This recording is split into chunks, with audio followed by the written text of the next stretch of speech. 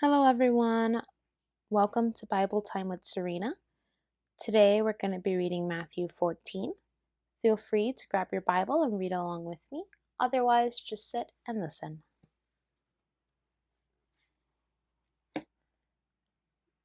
Matthew 14. John the Baptist beheaded. At that time, Herod, the tetrarch, heard the reports about Jesus, and he said to his attendants, "This is John the Baptist. He has risen from the dead. That is why miraculous powers are at work in him." Now Herod had arrested John and bound him and put him in prison because of Herodias, his brother Philip's wife. For John had been saying to him, "It is not lawful for you to have her." Herod wanted to kill John, but he was afraid of the people, because they considered John a prophet. On Herod's birthday, the daughter of Herodias danced for the guests and pleased Herod so much that he promised with an oath to give her whatever she asked. Prompted by her mother, she said, "Give me here on a platter the head of John the Baptist." The king was distressed, but because of his oaths and his dinner guests, he ordered that her request be granted, and had John beheaded in the prison. His head was brought in on a platter and given to the girl, who carried it to her mother. John's disciples came and took his body and buried it. Then they went and told Jesus. Jesus feeds the 5,000. When Jesus heard what had happened, he withdrew by boat privately to a solitary place. Hearing of this, the crowds followed him on foot from the towns. When Jesus landed and saw a large crowd, he had compassion on them and healed their sick.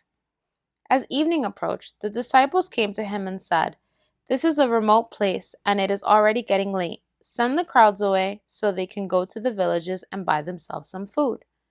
Jesus replied, "They do not need to go away. You give them something to eat." "We have here only 5 loaves of bread and 2 fish," they answered. "Bring them here to me," he said, and he directed the people to sit down on the grass. Taking the 5 loaves and the 2 fish and looking up to heaven, he gave thanks and broke the loaves. Then he gave them to the disciples, and the disciples gave them to the people. They all ate and were satisfied, and the disciples picked up 12 basketfuls of broken pieces that were left over. The number of those who ate was about 5,000 men, besides women and children. Jesus walks on the water. Immediately, Jesus made the disciples get into the boat and go on ahead of him to the other side, while he dismissed the crowd. After he had dismissed them, he went up on a mountainside by himself to pray. Later that night, he was there alone, and the boat was already a considerable distance from land, buffeted by the waves because the wind was against it. Shortly before dawn, Jesus went out to them, walking on the lake. When the disciples saw him walking on the lake, they were terrified. "It's a ghost," they said, and cried out in fear.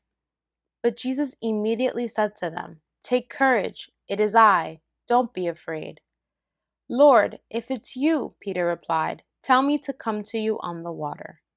"Come," he said. Then Peter got down out of the boat, walked on the water, and came toward Jesus. But when he saw the wind, he was afraid, and beginning to sink, cried out, "Lord, save me." Immediately Jesus reached out his hand and caught him. "You of little faith," he said, "why did you doubt?" And when they climbed into the boat, the wind died down. Then those who were in the boat worshipped him, saying, "Truly you are the Son of God." When they had crossed over, they landed at Gennesaret, and when the men of that place recognized Jesus, they sent word to all of the surrounding country. People brought all their sick to him and begged him to let the sick just touch the edge of his cloak, and all who touched it were healed. Thank you for reading with me today, friends. See you next time.